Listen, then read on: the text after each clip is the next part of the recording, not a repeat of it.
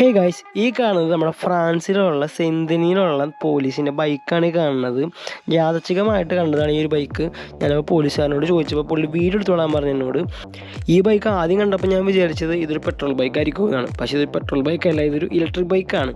ഈ ഒരു വണ്ടിക്ക് ഏകദേശം 100 km/h സ്പീഡിൽ ഈ ഒരു വണ്ടിക്ക് പോകാനായിട്ട് പറ്റും. എമർജൻസി സിറ്റുവേഷനിൽ പോലീസുകാർ എത്തണം ഈ ഒരു വണ്ടിയിലൊക്കെ ആയിരിക്കും. ഇപ്പോൾ ഇവിടെ എന്ത് ഇഷ്യൂ ഉണ്ടായിട്ട് പോലീസുകാർ വേഗം എത്തിയതാണ് ഈ ഒരു വണ്ടിയിൽ.